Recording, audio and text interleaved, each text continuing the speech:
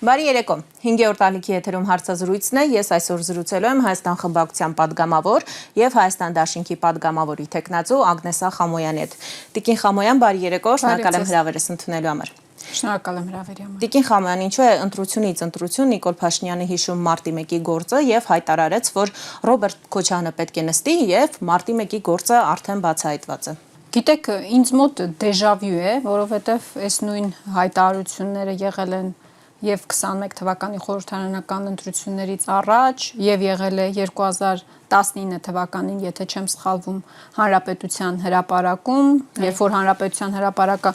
ագորա էր հռչակել, Նիկոլ Փաշինյանը իրեն պատռելով հայտարարում էր, որ մարտի 1-ի գործը բացահայտված է։ Լավ, ինչքան կարելի է ամեն ընտրությունների գնալ նույն չարչրկված թեզերով։ Ինչքան կարելի է սեփական ընտրողին դնել հիմարի տեղ ու հայտարարել, որ մարտի 1-ի գործը բացահայտված է ու ամեն ընտրությունից առաջ հայտարարել, որ Ռոբերտ Քոչարյանը պետք է նստի։ Նախ Ռոբերտ Քոչարյանը մեկ անգամ ապօրինի արդեն նստել է, նստելու հետ բացարձակապես խնդիր չունի, որովհետև եթե խնդիր ունենար նույն 2018 թվականի իշխանափոխությունից հետո, երբ երկու անգամ մեսիջ է ստացել Հայաստան չգալու, որովհետև ապօրինի կալանավորվելու է ու բանտարկվելու է, չնայած այդ զգուշացումներին չի փախել, իդեպի տարբերություն ոմանց չի փախել, եկել է, նստել է, պայքարել է, հետո արդեն մասնակցել է խորհրդարանական ընտրություններին եւ այսօր Հայաստան խմբակցությունը ամենամեծ ընդդիմադիր ուժն է խորհրդարանում։ Այո, ցավոք սրտի մեզ չհաջողվեց ձևավորել իշխանություն եւ հիմա նույն թեզերով Նիկոլ Փաշինյանը ելի փորձում է ժողովրդին մոլորեցնել, որ մարտի 1-ի գործը բացահայտված է։ Մարտի 1-ի գործը բացահայտված չէ եւ չի կարող բացահայտվել։ Ինչու՞։ Որովհետեւ մարտի 1-ի թիվ 1 կազմակերպիչը, թիվ 1 սադրիչը դա Նիկոլ Փաշինյանն է եւ բացահայտել մարտի 1 նշանակում է դուրս գալ սեփական հետքի վրա։ Դրա համար Նիկոլ Փաշինյանը երբեք չի բացահայտելու մարտի 1-ի գործը։ Եկեք արձանագրենք, այո, որովհետև դուրս է գալու սեփական հետքի վրա։ Եկեք արձանագրենք, որ այս իշխանությունների դեպքում որևէ սպանության դրվագ չի բացահայտվելու եւ դրա մասին կա շատ ավելի մի վառ ապացույց, երբ որ դուք գիտեք, որ հարցում էր ուղարկվել Միեդից կառավարությանը նյութեր ուղարկելու մարտի 1-ի գործի հետ կապված եւ այս դեպքում էլ խնդիր կա, փաստորեն կողմերից մեկը եւ իշխանություն է եւ այդ դեպքում այդ ժամանակ կողմեր ինքը հանդիսանում, այսինքն ակնհայտորեն շահերի բախում կա եւ միեդն էլ իր արձանագրության մեջ սևով սպիտակի վրա գրել է, որ կառավարությունը բավարար չափով փաստարկներ չի տրամադրել իրեն։ Այնպես որ ես կարծում եմ, որ մարտի 1-ի հետ կապված մեր հասարակությունը շատ լավ պատկերացնում է, թե ինչ է եղել, ով է կազմակերպել, ով է սադրել, ով է դրա պատասխանատուն եւ նման թեզերով հերթական անգամ գնալ ընտրությունների, ես անկեղծ ասած մի քիչ հիասթափված եմ Նիկոլ Փաշինյանից։ Տիկին Խամոյան, ինչ կապ ունի Ռոբերտ Քոչարյանը այսօրվա այս իշխանությունների օրոք գործող իրավական համակարգի հետ։ Նիկոլ Փաշինյանը իր խոսքի բուրըն խոսքի ընթացքում ասում է Ռոբերտ Քոչարյանը այդ իրավական համակարգի պարագլուխը հանդես գալով եւ արդյոք այդ խոսքը նշանակում էր, որ իրավական համակարգը Ռոբերտ Քոչարյանի ցուցումով ի վերջո չի բացահայտում մարտի 1-ը։ Կներեք, ես ժողովրդական խոսքը պետք է օգտագործեմ, այն բառապաշարը, որը օգտագործում են Նիկոլ Փաշինյանի ընտրողները, հենց Նիկոլ Փաշինյանի ընտրողները Նիկոլ Փաշինյանի մասին խոսելիս։ Բայց եթե Ռոբերտ Քոչարյանն է իրավական համակարգի պատասխանատուն, ինչ որ ստվերային կարդինալ է, այսպես ասած, բայց այդ հարիվը այն կառավարության շենքում, ներողություն եմ խնդրում այս բառի համար, սա Նիկոլ Փաշինյանի ընտրողների բառն է Նիկոլ Փաշինյանի մասին, բայց այդ հարիվը մեզանից մի քանի մետր այն կողմ, այդ կաբինետում ինչի է նստած։ Նիկոլ Փաշինյանը չի Հայաստանի Հանրապետության վարչապետ։ Նա ասում է, ես չեմ խառնվում իրավական համակարգին, չեմ միջամտում։ Բայց մենք տեսել ենք, լսել ենք Նիկոլ Փաշինյանի հայտնի ձայնագրությունը այն ժամանակվա ազգային անվտանգության ծառայության տնօրենի հետ, երբ որ հարցնում է, հետաքրքրվում է Քոչարյանից ինչ կա, Խաչատուրովից ինչ կա, վերջինս էլ ասում է, թե արդյունքի են հասել, արդյունքի չեն հասել, նույն Քոչարյանի մասով արդյունքի են հասել, Խաչատուրովի մասով ասում էր, որ ռուսների հետ հարաբերությունները կվատացնեն։ Մենք տեսել ենք Նիկոլ Փաշինյանը նախորդող տարիների ընթացքում հայտարարել է, որ պետքա դատարանների մուտքերը եւ ելքերը սահմանափակվեն, շրջափակվեն, այո, եւ դրան չի հայտարարել, քայլերին արել է այդ քայլերը եւ այդ քայլերին հետեւող նաեւ քաղաքացիներ են եղել։ Մենք նախորդ տարի տեսել ենք իրավիճակ, երբ որ անկախ մարմնի, կրկնում եմ, անկախ մարմնի ղեկավարին ԲԴԽ նախագահին Նիկոլ Փաշինյանը WhatsApp-ի մեկ նամակով ազատել է աշխատանքից, անկախ մարմնի նախագահին ԲԴԽ, ով որ պետքա վերահսկի եւ ապահովի դատարանների եւ դատավորների անկախությունը։ Ինքը այդ մարդուն ազատել է աշխատանքից մեկ SMS-ով։ Ես կարծում եմ շատ ծիծաղալի է, էլի գիտեք, մենք բոլորս այս երկրում ենք ապրում, բոլորս տեսնում ենք, թե ինչ է կատարվում մեր շուրջը, բոլորս բարեկամներ ունենք, ծանոթներ ունենք, ի վերջո այն մարդիկ, ովքեր կատարում են այդ հրահանգները, ունեն ընտանիք, ունեն ընկերներ, ունեն բարեկամներ, խոսում են մարդկանց հետ, շփվում են, այդ ինֆորմացիան հնարավոր չի թաքցնել։ Նիկոլ Փաշինյանը ապականել է դատական համակարգը։ Այսօր իշխանությունների տարանջատման սկզբունք բացարձակապես Հայաստանի Հանրապետությունում գոյություն չունի։ Այսօր անկախ դատարաններ գոյություն չունեն, գոյություն ունեն այնքանով, որ համարձակվում են, տեսեք, համարձակվում են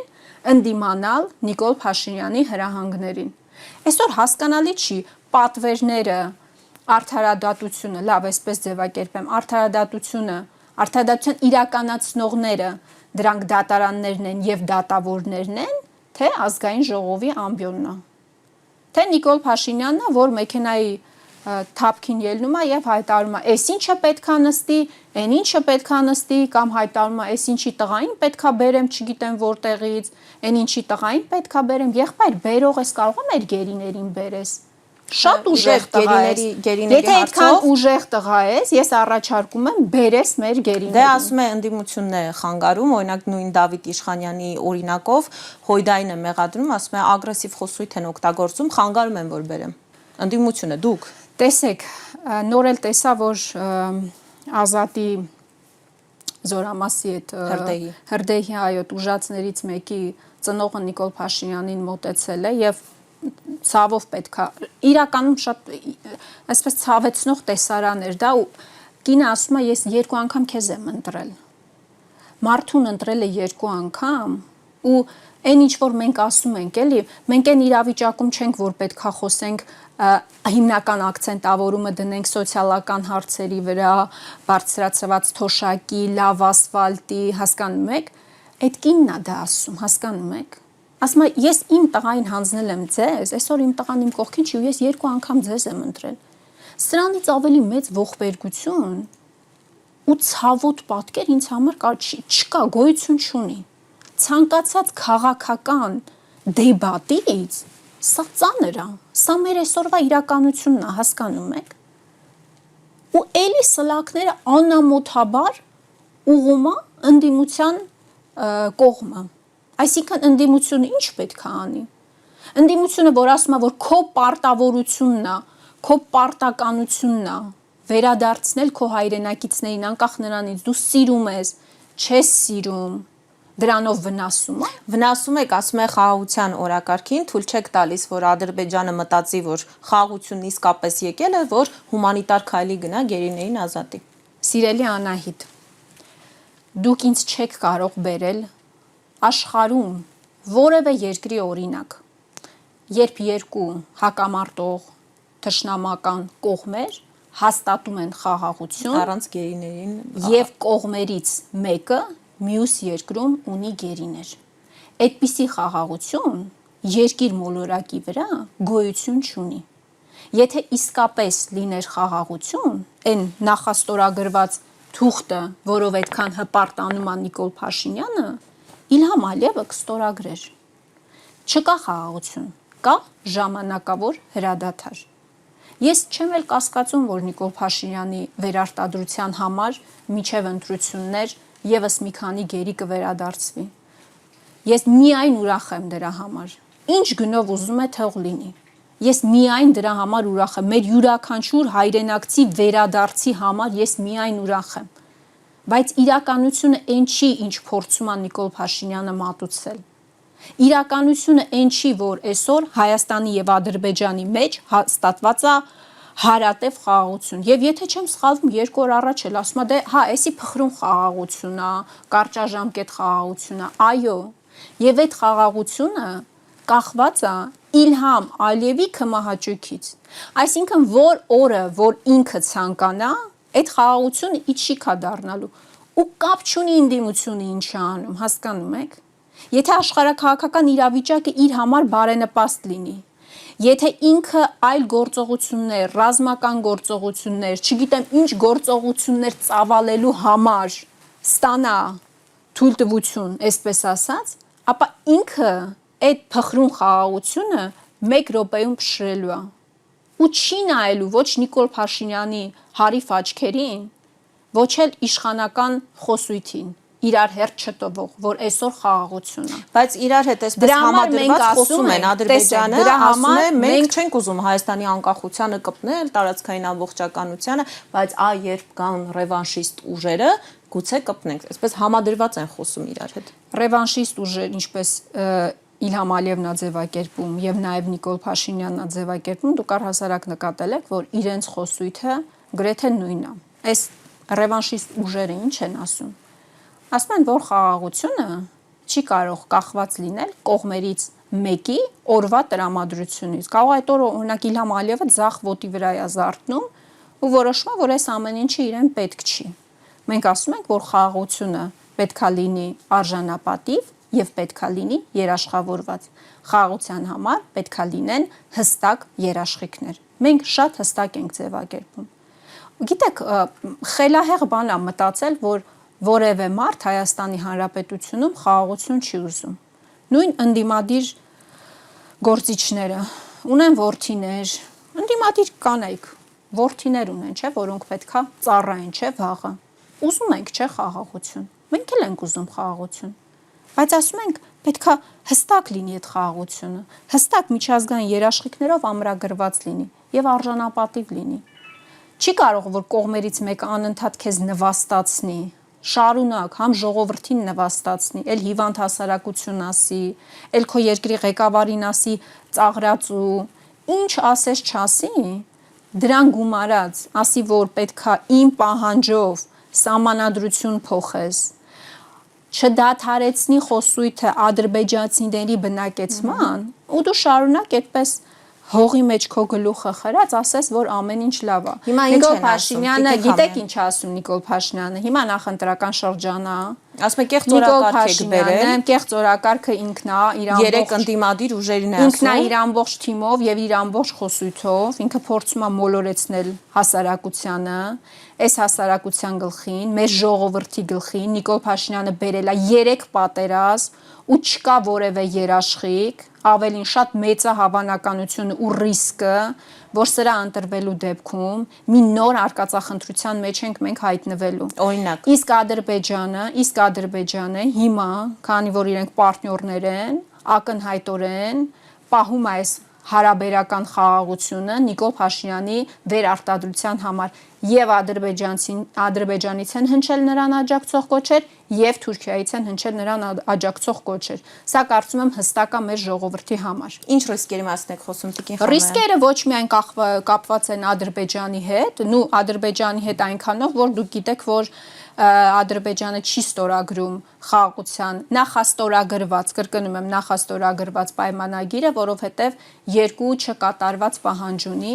Մեկը Հայաստանի սահմանադրության փոփոխությունն է, որովհետև մեկնաբանում են դա, որ Հայաստանը տարածքային պահանջներ ունի Ադրբեջանի նկատմամբ։ Սիրելյաներ, ես ձեզ ուզում եմ հիշեցնել կամ մեր հեռուստադիտողի համար, ովքեր որ տեղյակ չեն, Ադրբեջանի սահմանադրությունը ամբողջությամբ չէ։ Սահմանադրության մեջ հստակ տարածքային պահանջներ կա Հայաստանի Հանրապետության նկատմամբ։ Հիմա եթե Ադրբեջանը ասում է, որ Հայաստանի սահմանադրության մեջ կան տարածքային պահանջներ Ադրբեջանի նկատմամբ, Նիկոլ Փաշինյանը ինչի չի ասում։ Եղբայր, լավ, ընդունենք իմ սահմանադրության մեջ տարածքային պահանջներ կան։ Բաքու սահմանադրության մեջ էլ կան Դե տարածքային Արադ պահանջներ։ Միրզոյանը անդրադարձել է, ասում է մենք էլ ենք ասել, բայց որպեսզի չընկնենք դրա ետևից երկուստեք, եկեք երկուսել չփոխենք։ Հիմա ասում են փոխում ենք մեր ներքին օրակարգը, Դե որտեղ խափում են, պարզա չէ որ Իլհամ Ալիևին չեն կարողանալու ասել, լավ, փոխում ես, ենթադրենք փոխում ես, ուրեմն Ադրբեջանին ասա դու էլ պետքա փոխես։ Բա խաղաղություն եք, չէ՞ ուզում։ Բա խաղաղությունը էլ ո՞նց է լինում, եթե երկու կողմերը հստակ պայմանավորվածություններ չեն ձեռք բերում։ Իրանք խափում են, հասկանում ես, առավոտյան լայվ է մտնում հայերենի դասեր է տալիս, երեկոյան հանրապետության հրապարակում հայերենի դասեր է տալիս։ Շատ լավ է որ բառերը սովորել է։ Շատ լավ է որ ես ողջունում եմ Նիկոլ Փաշինյանի հայերենի իմացությունը, ողջունում եմ, բայց եթե բառերը սովորել է, նախադասություններն էլ է սկսել կազմել, որտեվ երեխան որ սկսում է բառեր ասի, հետո նախադասություններ ասում, ինչ նախադասություն պետք է կազմեր, ասես դուք էլ օրինակ 3 հատ նախադասություն կարա ինքը արտաբերի միջև ընտրությունների օրը 3 նախադասություն Իլհամ Ալիև քո պահանջով ես սահմանադրություն չեմ փոխելու Իլհամ Ալիև դուրս հանիր զորքերդ Հայաստանի Հանրապետության ինքնիշխան տարածքից Իլհամ Ալիև Հայաստանում ադրբեջանցիներ չեն բնակեցվելու։ Այդ 3 նախադասությունը կարա ասի, թե չի կարա ասի։ Լավ ուրիշ 2 նախադասություն եմ ասում։ Բանակցություններում ասում է դրանց մասին խոսք չկա։ Դուք լսել եք այդ նախադասությունը, տեսեք այն տառերով բառերն է, չէ՞ սովորացում։ Չէ, Նիկոլ Փաշինյանից մենք Իլհամ Ալիև հետ ինչ գործ ունենք։ Ասում է խոսք չկա մենք դրա մասին, որ ես գնամ ասեմ։ Գիտես, մեկ ասում են, բա Պուտինը էսպես ասեց, Թրամփը էսպես ասեց, Մակրոնը էսպես ասեց, Իլհամ Ալիևը էսպես ասեց, Էրդողանը սենց ասեց։ Մենք ինչ գործ ունենք այլ երկրների ղեկավարների հետ։ Մենք Հայաստանի Հանրապետության քաղաքացիներ ենք եւ մեր պահանջը, լեգիտիմ պահանջը կարա ուղղված լինի միայն մեր երկրի ղեկավարին։ Հիմա այդ աթոռը ցավոք սրտի զբաղացնում է Նիկոլ Փաշինյանը, ու մեր խոսույթը եւ խոսքը բացառապես իրանց է ուղղված։ Լավ, այդ 3 նախադասությունը մի կողմ, որ Իլհամ Ալիևին կարա օրինակ վիդեոն միացնի, որ տառերով սկսում է բառերը ասել, չէ՞։ Կարա միացնի վիդեոն ու այդ 3 նախադասություն ես ուզում եմ լսեմ այդ ուզում եմ տեսանյութ տեսնեմ Նիկոլ Փաշինյանի դեմքը, դե ուզում եմ տեսնեմ եւ լսեմ իրան։ Այդ 3 նախադասությունը կարա ասի։ Լավ, ուրիշ 2 նախադասություն եմ ասում, քանի որ հայերենի իմացությունը շատ լավ է։ Ինքը միջև հունիսի 7-ի ընտրություններ կարա 2 բան հայ ժողովրդին խոստանա։ Ասֆալտը, թոշակը, չգիտեմ ինչը, ամենատարբեր հարցերով հիմա մոտիկանում են, չէ՞, մեկը, չգիտեմ, ինչ որ հարցերով էր այսօր մոտկացել, չեմ էլ հիմա ուզում եթերով ասել։ Բայց 2 նախադասություն կար ասի, որ միջև հունիսի 7-ի ընտրություններ։ Ասի, որ Հայաստանի Հանրապետության տարածքից ես նոր տարածքներ չեմ զիջելու Ադրբեջանի։ Նախադասություն 1։ Նախադասություն 2։ Կար ասի, որ Իլհամ Ալիևը դուրս է հանելու իր զորքերը Հայաստանի Հանրապետության ինքնիշխան տարածքից։ Իդեպ դուք գիտեք, որ այդ տարածքը, որը այսօր զբաղացրել է, օկուպացրել է Ադրբեջանը, Երևանի չափ տարածք է։ Այո։ Երևանի չափ տարածք է։ Դե ասում են սահմանազատումը անենք դուրս կգան։ Կանոնակարգը բերեցին խորհրդան վավերացրին։ Բա սահմանազատումը այդտեղ արեք, բա այդտեղ արեք, բա այդտեղից քիչ եք սկսում։ Դե հերթը դրան է կհասնի։ Չէ, խի եք սկսում սահմանազատումը այն կետերից, որտեղ որ դուք պետքա տարածքներ տաք Ադրբեջանին։ Բա ստեղից սկսեք։ Եթե դու ասում ես, որ Ադրբեջանը ճանաչում է տարածքային ամբողջականությունը Հայաստանի Հանրապետության, իսկ ինքը սանտիմետրերով Ադրբեջանի տարածքային ամբողջականությունը ճանաչում է, չէ՞, սանտիմետրերով, միլիմետրերով ճանաչում է։ Բա ինչի Ադրբեջանը չի ճանաչում մեր տարածքային ամբողջականությունը սանտիմետրերով։ Լավ, սանտիմետրերը մի կողմ, մետրերն էլ մի կողմ, կիլոմետրերով ինչի չի ճանաչում։ Ինչի դուրս չի հանում, եթե ընդունում է, որ դա քո տարածքն է, եթե ընդունում է, որ սա Հայաստանի Հանրապետությունն է, ինչի իր զորքերը չի հանում։ Տիկին Խամանյան, ես ուզում եմ ասել, որ մեզ հարիվ ղեկավար այլևս պետք չի, հերիքա, բոլա, միջև այստեղներս կուշտենք, ու հունիսի 7-ին մարդիկ պետքա հստակ գիտակցված գնան ընտրության, որ իրանք պետքա ընտրեն նոր ղեկավար, ու մի հատ տեսարան եմ, ես բոլոր իմ հարցազրույցների ժամանակ, բոլոր ելույթների ժամանակ մեր քաղաքացիների հանդիպումների ժամանակ մի բան եմ ասում։ Դուք քվյախցիկում մի բան պետքա պատկերացնեք։ Մի հատ տեսարան, ընդհանրապես մի տեսարան։ Ուրիշ բաներով չեմ ծանրաբեռնում մեր քաղաքացիներին, մեր հեռուստադիտողներին չեմ ուզում ուրիշ բաներով ծանրաբեռնել։ Այդ քվյախցիկում մի պահ կանգ առեք ու մի բան պատկերացրեք։ Դուք ընտրում եք մարդու, ով վաղը բանակցելու է Իլհամ Ալիևի հետ, Էրդողանի հետ, Թրամփի հետ, Պուտինի հետ, Մակրոնի հետ, գերտերությունների ղեկավարների հետ։ Ու այդ մարդու բանակցություններից է կախված լինելու ձեր ու ձեր երեխաների ապագան։ Ես խնդրում եմ, թող բոլորը պատկերացնեն այս տեսարանը ու կատարեն իրենց ընտրությունը։ Տիկին Խաման, խաղաղության պայմանագրից խոսեցիք, եւս մեկ հարցեր այդ կապված ու անցնենք այլ թեմաների։ Ինչ են ասում իշխանությունները, օրինակ Ալեն Սիմոնյանը, ասում են, մինչև այս վերջերս, մինչև երբ որ գնացինք նախաստորագրեցինք խաղաղության պայմանագիրը, ընդդիմությունը մեզ մեղադրում էր, ասում էր, մի ստորագրեք այդ խաղաղության պայմանագիրը, դա կապիտուլյացիա է եւ այլն եւ այլն։ Հիմա նախաստորագրել ենք, հիմա էլ ասում են, այ կտեսնենք նրանք չեն ստորագրելու այդպես էլ, ու ասում են, չեք կարողանում ի վերջո մեր ստորագրած փաստաթղթի վերաբերյալ բերել բովանդակային քննադատություն, այսինքն ստացվում է մենք գնացել ենք իդեալական փաստաթուղթ ենք ստորագրել, դուք էլ մեզ անընդհատ համոզում եք, ասում եք, դե ստորագրեք կամ չեք ստորագրելու, ստում եք, հիմա ինչ է փոխվել այս պայմանագրի հետ կապված ձեր մոտեցումներում։ Նախ ամբողջությամբ մանիպուլացնում են, նախ այդ դրվագի վրա եկեք կանգ առնենք, որ ասում են, դե մենք գնացինք, ստորագրեցինք, հիմա դուք ասում եք, լավ, եղածը ու հետագա շարունակությանը երկրորդ մասում կանդրադառնանք, որովհետև մենք Նիկոլ Փաշինյանը չենք։ Ինչ առումով։ Մենք արկածախնդիրներ չենք։ Նիկոլ Փաշինյանը հիշում եք, որ եկել էր իշխանության, այդ կարմիր հայտնի պապկաները բացել էր բանակցային process-ի, մի ամբողջ 30 տարվա բանակցություն, տարը գցել էր աղբամանի մեջ ու հայտարարում էր, ես սկսում եմ իմ սեփական 0 կետից։ Տեսակ իր 0 կետի արդյունքը, որը եղավ։ Որովհետև ի տարբերություն Նիկոլ Փաշինյանի,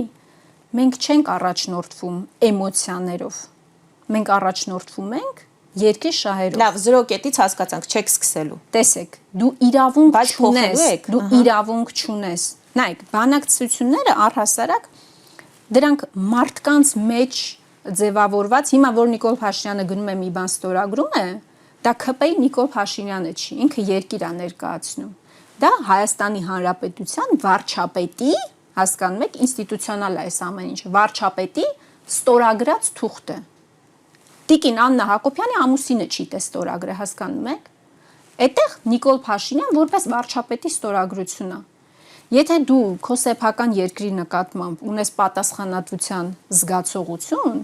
եւ հասկանում ես, թե ինչ կարող է, ինչի կարող է հանգեցնել քո հախուռն, արկածախնդիր, այդպես ես ամեն ինչ կսկսեմ իմ կետից, կամ մատեր թափ տալիս, չէ, ազգային ժողովում ասում են, ինձ չասեք, ես ինչ եմ անելու, իրան լավ տղայի տեղ դրած, այսպես ինչ որ չգիտեմ ինչ կիսագողական հայտարարություններ են անում։ Դուք ինձ չասեք, ես ինչ եմ անելու, ես ինչ ուզում եմ, մեն էլ կանեմ, ասենց ինչ որ, չգիտեմ, կիսա բան ռազմորկայի մեջ մտած այդպես հայտարարություններ անում։ Մենք դրա արդյունքը տեսանք, ինքը ամբողջությամբ ասած խաչ քաշեց բանակցային ամբողջ process-ին, սկսեց իր սեփական 0 կետից, որի արդյունքում մենք այսօր չունենք Արցախ, մենք այսօր չունենք հազարավոր տղաներ, ու մենք այսօր ունենք Հայաստանի Հանրապետության տարածք, որը օկուպացված է Ադրբեջանի կողմից։ Ու Հայաստանի գլխին էլ ես պատասխանելու եմ ձեր հարցին անայք։ Ու Հայաստանի գլխին էլ այսպես կախված է մի հատ փուչիկ, որը ցանկացած պայ կարող է պայթել մեր երկրի գլխին։ Հիմա գալով ձեզ։ Գալով մեզ եւ բովանդակային, այո, բովանդակային, այսպես որ բովանդակային այսպես առարկություն չեն ներկայացնում։ Մենք շատ հստակ ենք ձևակերպել։ Մենք ասում ենք, որ այս թուղթը, ձեր նախաստորագրած թուղթը հստակ երաշխիքներ չի տալիս անվտանգային, չի տալիս երաշխիքներ։ Մենք ասում ենք, այս թուղթը պետքա լավարկել, պետքա ստանալ թուղթ, որտեղ մենք էլ ենք ուզում հարաբերություններ կարգավորել Ադրբեջանի հետ, Թուրքիայի հետ, այդպիսի ուժ Հայաստանի Հանրապետություն եւ այդպիսի մարդ դուք ինչ չեք կարող գտնել։ Ես չգիտեմ, այս քարոզարշավի ընթացքում բազմաթիվ հարցազրույցներ եք անելու։ Ինձ գտեք, մեկին բերեք, ցույց տվեք, ես կենթանի շոշափ եմ, որ ասում է, որ Ադրբեջանի հետ մենք պետքա հարաբերություններ չհաստատենք ու չպետքա կարգավորենք հարաբերությունները։ Բայց ասում ենք, այդ հարաբերությունները գնանք Արցախը գրավենք զորքով, Աֆրիկայից զորք բերենք։ Հա, այդպես դա իմիջայլոց։ Լավ, իմիջայլոց։ Հիմա հստակ մենք ասում ենք, որ հստակ երաշխիքներ պետքա ունենա այդ փաստաթուղթը եւ այդ փաստաթուղթը պետք է լավ արկվի, բայց մենք Նիկոլ Փաշինյանի նման նաեւ արկածախնդիր չենք, որ վաղը վերցնենք իշխանությունը, գնանք Դոնալդ Թրամփի մոտ այդ թուղթը ճղենք, ցենք Թրամփի դեմը։ Իսկ լավ արկելու դեպքում շատ կարճ, այսինքն դուք վստահ եք, որ եթե գնացիք լավ արկման, սա չի բերելու պատերազմի։ Հստակ նրա ասած ըստ էի պատասխանն են ուզում լսել ձեզ։ Նախ Իլհամ Ալիևը սա էլ եմ ասել, Իլհամ Ալիևը մի դեպքում է պատերազմ հայտարարելու Հայաստանի Հանրապետությանը։ Եթե ինքը երաշխավորված հաղթանակ ունենա, իսկ երաշխավորված հաղթանակ մենակ մի դեպքում է ինքը ունենալու։ Եթե Նիկոլ Փաշինյանը մնա իշխանության, պատերազմ լինելու է այն ժամանակ, երբ որ Նիկոլ Փաշինյանը նորից մնա իշխանության ու Ալիևը վստահ լինի արդեն իր հաղթանակի վրա, 100%-ով վստահ լինի իր հաղթանակի վրա։ Մենք մի անգամ էլ չենք կարող այդ ճոխությունը մեզ թույլ տանք, մի հատ ասեք Նիկոլ Փաշինյան, մի հատ ասեք Գերագույն գլխավոր հրամանատար։ Մարդ, ով որ կիսահարփած վիճակում պատերազմի կեսերն էր, եթե չեմ սխալվում, ուղիղ եթեր էր մտել, հայտարարում էր, չէ, հայտարարում էր, ասում էր ձեր կասկաները վերցրեք, գնացեք կռվեք, չէ, դուք ասեք 90-ականներն էր, ֆիդայական շարժումներն էր, շարժումների ժամանակ երևի տենց բաներ չեն ասել, տենց հախուռն, իսկ հիմա ինքը ասում է, որ Արցախը երբեք էլ մերը չի եղել, հասկանում եք։ Ինքը ասում է երբեք Արցախը մերը չի եղել, ինքը նոր է հասկացել, 8 տարի հետո է հասկացել, բայց մարդկանց պատերազմի ամենաթեժ պահին փաստորեն կոչ էր անում գնալ եւ կռվել, այդպես առանց հրամանատարի, առանց կանոնակարգման։ Պատասխանը տվեցիք, ասացիք նոր է հասկացել, որ մերը չի եղել, այն ժամանակ դեռ մտածում էր, որ մերն է։ Տեսեք, մեր ժողովուրդը նաև ես մի բան եմ ուզում ասել, մեր ժողովուրդը ես վստահ եմ, որ շատ լավ արդեն նախ 21 թվականին այդ հետ պատերազմյան շոկի մեջ շատ լավ չէր կարողանում գուցե անալիզ անել, բայց ես վստահ եմ, որ այս բոլոր հայտարարությունները Նիկոլ Փաշինյանի, այս բոլոր իրարամերժ հայտարարությունները, այն վրիպակները, տեսեք ինքը հիմա սրբագրում է, չէ՞ մարդկանց խոսքերը, ասում է, այս բառը սխալ ասեց, այն բառը սխալ ասեց, բայց իր քաղաքական վրիպակները հայրենիք ու կյանք են արժեցել։ Ես ուզում եմ, որ մեր մարդիկ մեր քաղաքացիները այ դրա վրա ուշադրություն դարձնեն։ Կարա մարդ սխալվի, գիտեք, ես էլ կարող եմ նախկին լրագրող լինելով հանդերձ սխալ բառ ասեմ, սխալ միտքս շարադրեմ, բայց ամենակարևոր բանը այն է, որ այդ վրիպակը չարժենա կյանք ու հայրենիք։ Իսկ հունիսի 7-ին Նիկոլ Փաշինյանին պատասխան պետք է տա մեր ժողովուրդը իր գործած բոլոր սխալների համար ու պետք է սրբագրի իր սխալը 21 թվականի, երբ որ նորից ընտրել էր Նիկոլ Փաշինյանին այդ բերած արհավիրքներից հետո։ Խաման ձեր ընտրազանգվածը, ընդդիմադիր առհասարակ ընտրազանգվածը հստակ հարց ունի ընդդիմությանը, ասում են, եթե ասում եք դավաճան է, կապիտուլյանտ է, ասյան է, եկակ իշխանության, այդ մարդիկ պատասխանատվության ենթարկվելու են ու իդեպ ես ասեմ, որ որքանով ուսումնասիրել եմ, կարծես միակ ուժն եք, որ խոսում եք, որ պատասխան են տալու, բայց վստահ լինեն, օրինակ արթնանալու են ու չեն տեսնելու, որ իշխանականները, որոնց դուք անվանել եք դավաճան, ինչ որ ծովի ափին օրինակ հանգստանում են։ Տեսեք։ Մենք միակ ուժն ենք, օրինակ ուժ կա, որ հայտարարում է, որ Նիկոլ Փաշինյանի ինչ որ աշխատավարձ է տալու, 1 դրամը վարչաբենդին է։ Չգիտեմ, ինչ որ աշխատավարձ են տալու, էս են անելու, չգիտեմ ինչ։ Մենք շատ հստակ ենք հայտարարել։ Մենք միակ ուժն ենք, որ հայտարարել ենք։ Երկրորդ նախագահ Ռոբերտ Քոչարյանը, Հայաստան Դաշինքի առաջնորդ, շատ հստակ բազմիցս հայտարարել է, որ բոլոր մեղավորները, ովքեր պատասխանատու են մեր տղաների զոհվելու, եռաբլուրի մի քանի անգամ մեծացման եւ մեր հայրենիքի կորստի համար չեն կարող պատասխան չտալ, պարզապես չեն կարող պատասխան չտալ։ Բայց ես չեմ ուզում, որ մեր հայրենակիցները, նաեւ այն մարդիկ, ովքեր սատարում են այս իշխանություններին, մտածեն, որ իշխանափոխությունից հետո այդպես վարելով անցնելու են հաջորդ իշխանությունները, այդպես չի։ Պատասխան են տալու կոնկրետ որոշումներ կայացնողները, սխալ որոշումներ կայացնողները, այդ որոշումների հետևանքով մահեր բերածները, հայրենիքի կորստի մեղավորներն են պատասխան տալու։ Դա մեզ համար շատ հստակ է։ Մենք Նիկոլ Փաշինյանին ոչ աշխատավարձ ենք տալու, ոչ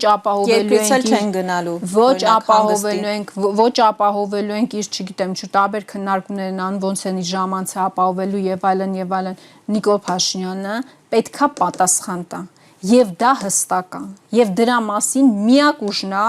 Հայաստան Դաշինքը եւ իր առաջնորդը, որ հստակ հայտարարում է։ Ես ուզում եմ մեր այն բոլոր քաղաքացիները, ովքեր գիտակցում են, ովքեր տեսնում են եւ ովքեր հասկացել են Նիկոլ Փաշինյանի մեղսագործությունների աստիճանը,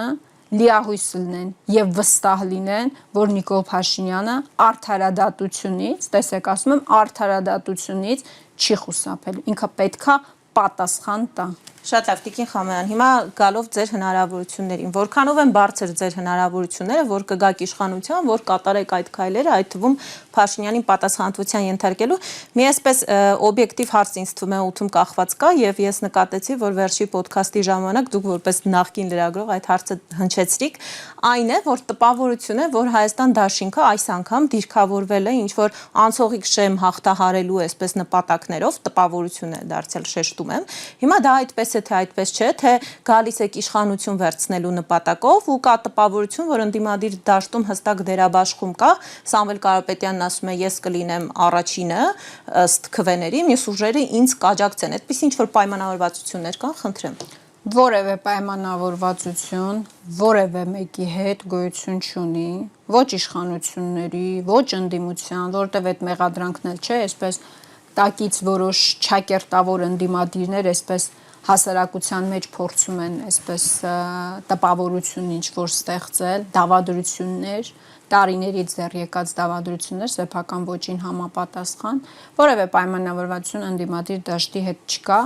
Այդ ոդքասթի ժամանակ երևի գիտեք, որպես քաղաքական թիմի անդամ գուցե մի քիչ նեղվածություն կար, որ մենք որպես ուժ մեզ համեստ ենք պահում։ Ես կարծում եմ, որ 5 տարվա պայքարից հետո, երբ որ արդեն նոր ուժեր են ի հայտ եկել, մարդիկ, ովքեր նախկինում ըստ էության աչքի չեն ընկել այսպես պայքարով եւ նոր փողկապները կապած եկել են։ Ես իհարկե միայն ողջունում եմ, հեգնանք չկա խոսքիս մեջ իրականում, բայց պետք է արձանագրել եւ մեր քաղաքացիներն էլ կարծում եմ, մեր բոլոր աջակիցները բարբերաբար բոլոր հանդիպումների ժամանակ ասում են, որ այս 5 տարիների ընթացքում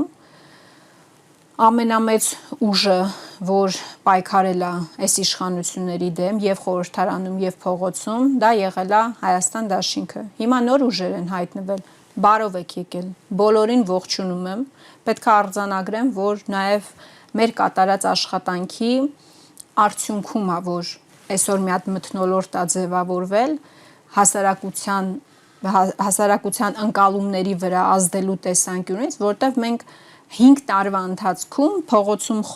գործողություններ ենք արել, խոսել ենք, խորհրդարանում անդադար ելույթներ ենք ունեցել, բացատրել ենք մարդկանց, հարց ու պատասխանի ժամանակ ցույց ենք տվել Նիկոլ Փաշինյանի իրական դեմքը, այսինքն մենք լուրջ աշխատանք ենք արել, նաև այս նոր ի հայտ եկած ուժերի համար բարով վայելեն այդ աշխատանքի արդյունքները։ Ես միայն ուրախ կլինեմ, որ հունիսի 7-ի ընտրություններից հետո իշխանափոխություն տեղի ունենա, բայց մասնակցեք առավելագույն ձայներ ստանալու նպատակով։ Ես դրան եմ ուզում գալ։ Ես միայն ուրախ կլինեմ, ես ձեր հարցերը արդեն հասկացել եմ։ Նաև մտավախություն չունեք, որ ձեր ասած այդ ուժերը օրինակ կարող է ձեզ չաջակցեն, որովհետև հայտարարությունները ես կպատասխանեմ այդ հարցին եւ ամենակարևոր բանը ինձ մեզ համար, բոլորիս համար, նաև երկրորդ նախագահ Ռոբերտ Քոչարյանի համար հիմնական կարևոր նպատակը մեզ համար իշխանափոխությունն է։ Մեր համար կարևորը, հասկանում եք, կարևոր նպատակը ամենամեծ ընդդիմադիր ուժը լինելը չէ։ Որտեղ մի քիչ շատ կարող ես լինել, մի քիչ կարող ես լինել, ամենակարևոր բանը իշխանափոխությունն է։ Եվ մենք շատ հստակ հայտարարել ենք։ Մենք միակն ենք իդեպ, որ այդ հայտարարությունը արել ենք։ Ես անձամբ գրել եմ դրա մասին, որպես նաև դաշինքի խոսնակ։ Մենք չենք խոչընդոտելու իշխանափոխության process-ին։ Եթե մեզանից է կախված լինում իշխանափոխությունը, ես ուզում եմ, որ ընդդիմադիր մեր մյուս գործընկերները բնականաբար, որովհետև պատասխանատվությունը իրենց վրա է լինելու։ Բայց օրինակ ասեն, եթե Ռոբերտ Քոչարյանը եղավ թեկնածուն, չենք աջակցի, կա այսպիսի։ Այսինքն, եթե Ռոբերտ Քոչարյանն աջակցում է, այսինքն, եթե Հայաստանի Հանրապետության քաղաքացիների մեծամասնությունը իր ձայնը տալիս է Ռոբերտ Քոչարյանին, Ռոբերտ Քոչարյանը դառնում է ամենամեծ ընդդիմադիր ուժը, ինչ որ մի 4% ձայն հավաքած ուժի ներկայացուցիչ իրեն իրավունք է վերապահելու հայտարարել, որ ինքը չի ընտրում Ռոբերտ Քոչարյանին որպես վարչապետ, ես չեմ կարողam դա պատկերացնել, դա քաղաքագիտության օրենքներին դեմ է, հասկանում եք, ինքը ինչպես է հաշվետվություն ներկայացնելու ժողովրդին։ Այսինքն ստացվում է, տեսեք, ստացվում է, որևէ ուժի հետ չեմ, ես օրինակն եմ բերում քաղաքական հայտարարում չի կարող այդպիսի բան լինել, հասկանում եք, քաղաքագիտության, քաղաքականության, այսպես կանոններին բոլոր դեմ է։ Դրա համար մենք հայտարարել ենք, պարզ տրամաբանությունը հուշում է, ով որ շատ ձայն է հավաքում, մյուս փոքր ընդդիմադիր միավորները միանում են շատ ձայն հավաքող։ Դա բնական է։ Դու չես կարող, կներեք էլի Անահիտ, դու չես կարող 20%, 30% ձայն հավաքել, հետո միանալ 4% ձայն հավաքած ուժի ներկայացուցչին ու իրեն դարձնել վարչապետ։ Այդպես չի լինում, որտեղ ժողովուրդը իր ձայնը արդեն տվել է։ Ժողովուրդը վարչապետին որոշում է հունիսի 7-ին։ Եթե ժողովուրդը ձայն է տալիս Պողոս Պետրոսին, ընդդիմադիր ուժերից նկատի ունեմ, որովհետև մեկի անունը չեմ ուզում տալ, ուրեմն մյուս փոքր ուժերը պետք է միանան այդ միավորին, բայց մենք շարունակելով ձեր հարցը, գիտեմ ինչ եք հարցնելու, ասելու եք, բա Սամվել Կարապետյանն է, որևէ մեկը այս պահի դրությամբ դեռևս 3 շաբաթ կա քարոզարշավի ավարտին, մոտ 20 օրից էլ ավել կա քարոզարշավի ավարտին, որևէ մեկը այս պահի դրությամբ չգիտի, թե հունիսի 7-ին ինչպես են լինելու արդյունքները։ Դրա համար իմ խորհուրդն է եւ առաջարկությունը, որ Կարապետյանն է լինելու։ Բնականաբար փաստ չի, որովհետեւ 3 շաբաթ դեռևս քարոզարշավ կա, մի բան էլ ասեմ, եւ իմ խորհուրդն է մեր ընդդիմադիր բոլոր գործընկերներին, բոլորին շատ հարգում եմ, լավ, բացառությամբ մի երկու հարգում եմ եւ առաջարկում եմ, որ իշխանության կուտը չուտեն, չպայքարեն ընդդիմադիրների դեմ, իրական ընդդիմադիրների մասին է խոսքը։ Այն մի քանի լայք հավաքող Facebook-յան ճակերտավոր ընդդիմադիրների մասին չի խոսքը։ Չպայքարեն միմյանց դեմ։ Դուք արեք ձեր աշխատանքը։ Աշխատեք ձեր ընտրազանգվածի հետ, որտեղ ընտրազանգվածներն էլ են ըստ էության տարբեր։ Օրինակ ես կարծում եմ, որ չգիտեմ, օրինակ Ռոբերտ Քոչարյանի ընտրողը այլ մարդ է, օրինակ այնտեղ Արման Թաթոյանի ընտրողը այլ մարդ է, ամեն մեկը աշխատեք ձեր աշխատանքի արդյունքում հունիսի 7-ին տեղի կունենա իշխանափոխություն, մի խանգարեք իրեն։ Միմյանց չարվածեք, սա հասկացա։ Հիմա դուք շատ կարճ եթերային ժամանակը սպառել ենք, բայց հետաքրքիր թեմաներ են։ Դուք դավադրության տեսությունից խոսեցիք, մի տեսության մասին իշխանությունները անդադար խոսում են, ասում են պայմանավորվել են գան մասնակցեն ընտրությունների, բայց ոչ թե Սամվել Կարապետյանը լինի վարչապետի տեխնացուն, իրենք շատ ձայներ հավաքեն, բայց Ռոբերտ Քոչարյանին բերեն։ Այս առումով պայմանավորվածություն կա։ Նախ լավ է, որ իշխանությունները եւ անձամբ Նիկոլ Փաշինյանը այդքան վախենում է Ռոբերտ Քոչարյանից, այդ շատ լավ է, որովհետեւ Ռոբերտ Քոչարյանը երկրում հաստատելու է կարգ ու կանոն, բոլոր հանցանքների համար մեղավորները մեր ազգի, մեր պետության արչև հանցանք գործած անձիկ պատասխանատվության են ենթարկվելու ու լավ է, որ այդ գիտակցումը կա ու այդպես սարսափում են Ռոբերտ Քոչարյանից։ Ես ողջունում եմ իրենց ադեկվատության աստիճանը, շատ գնահատելի է ինձ համար պայմանավորվածության մասով։ Որևէ պայմանավորվածություն ես ձեզ վստահեցնում եմ, որ գոյություն չունի։ Մեր բանաձևը շատ հստակ է՝ հասնել իշխանափոխության հունիսի 7-ին, որովհետև եւս մեկ անգամ Նիկոլ Փաշինյանի պաշտոնավարում, եւս 5 տարի պաշտոնավարում այդ շռայլությունը, այդ ճոխությունը, այդ ռեսուրսը Հայաստանի Հանրապետությունը այլևս չունի։ Եվ ես վստահ եմ, որ մեր հայրենակիցները, ովքեր չեն հանդուրժում երրորդ անգամ անընդմեջ նույն մարդու երկրի ղեկավարի պաշտոն զբաղեցնելը հունիսի 7-ին իրենց պատասխանը տալու են Նիկոլ Փաշինյանին։ 13 տարի Նիկոլ Փաշինյանը չի կարող ղեկավարել Հայաստանի Հանրապետությունը։ Եվ վերջում Տիկին Խամոյան շատ կարճ երկու բառով, որ գնում եք քարոզարշավների եք մասնակցում եւ վատ եղանակ է լինում, չեք կարողանում առանց անձրևանոցների մասնակցել։ Գիտեք, ես ասում եմ եւ ով զարմանք, ես անձրևանոցով եմ եկել ձեր տաղավար, որովհետեւ բավական մեծ անգլիական ոճի անձրևանոց էր։ Հա, դրսում անձրև էր, պատկերացնում եք, անձրևանոցով եմ ման գալիս։ Այդ անձրևանոցը մենք աշխարհաքաղաքական անձրևի ժամանակ էլ պահելու ենք արդեն մեր ժողովրդի մեր երկրի գլխին։ Այսինքն ինչ են առաջարկում այս իշխանությունները։ Առաջարկում են թրջված, անօգնական, խիղճ, բայց շատ լայքեր հավաքող լուսանկարներ։ Լուրջ։ Այո, մենք անձրևանոց ենք պահում։ Մենք անձրևանոց ենք պահում ու այդ անձրևանոցով աշխարհաքաղաքական փոթորիկներից պաշտպանելու ենք Հայաստանի Հանրապետության քաղաքացիներին։ Թող վստահ լինեն։ Շնորհակալ եմ։ Շնորհակալ եմ։ Հիշեցնեմ, որ զրուցում էի Հայաստան խմբակցության պատգամավոր Ագնես Ախամյանի հետ։ Կհանդիպենք երկուշաբթի նույն ժամին։ Լավ եղեք։